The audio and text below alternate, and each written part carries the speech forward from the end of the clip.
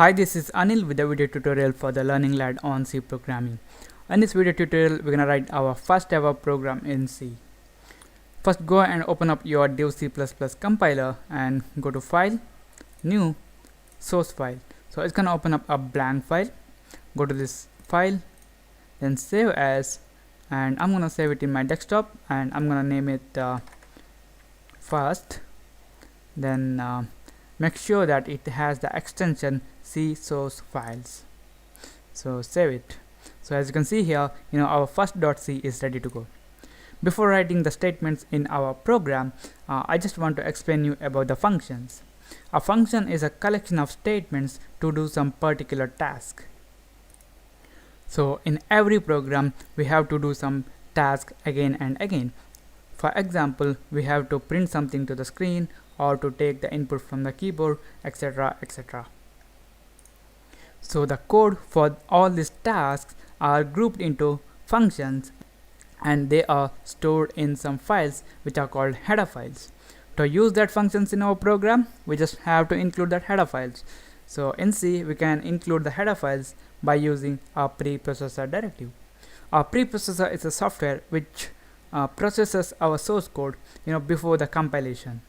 So this preprocessor provides some directives to include the files. We're gonna use #include. Then it's a preprocessor directive, and we're gonna write the file name.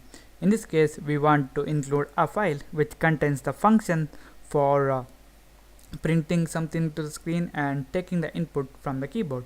So that file is called stdio.h. Here this stdio means that standard input output, and .h is the extension for the header file. So another file we are including is called conio.h. So I'm gonna explain you why we are including this file later, so when we encounter the statements. So next we have to write our main function. So every C program begins with a main function. So we can say that our main function is the entry point of your C program.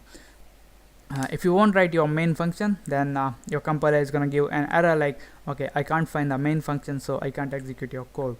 So it's gonna be int main, then a pair of parentheses, then a pair of curly braces. So here this int means that our main function is gonna return some integer value. That's because every function can return some values. So then this main is the name of the function. So in every C program, you should have a main function. Within this parenthesis, if you want, you can pass the parameters that the main function can take. So now we are not passing any parameters, that's why we are leaving it blank. So within this curly braces, we have to write the statements of this main function. Another thing I want to tell you is, in C, our statement will be executed one after other or in sequential order. In this tutorial, we just want to print something to the screen. So for that purpose, we can use a function provided by this stdio.h header file, and that function is called printf. So within this parenthesis, in double quotes, we have to specify the string we want to print to the screen. So here I'm gonna write hello learner. So this is it. Then add a semicolon. This is important because every C statement ends with a semicolon. So if you forget to add a semicolon after C statement, then it's gonna give you an error.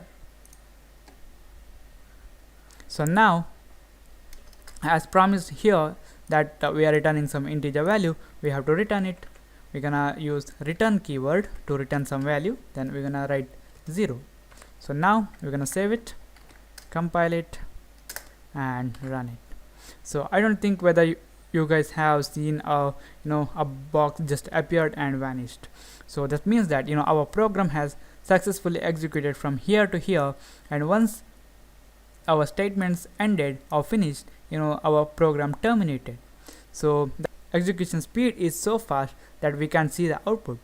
So if you want to see the output, then we have to add a pause in our program. So here, after this printf statement, we want to add a pause so that whatever we printed here, we can see that. We can add a pause by using one of the methods available from this conio.h header file, and that function is called getch. This getch function is not specifically made for adding a pause. Actually, by using this function, you can receive a character from your keyboard. But here, when we use this function, it makes the program to wait for something to be inputted from the keyboard. So at that time, we can see the output. So I'm gonna save it, compile it, and run it. So as you can see, we got the output hello learner, and you guys can see a blinking cursor here.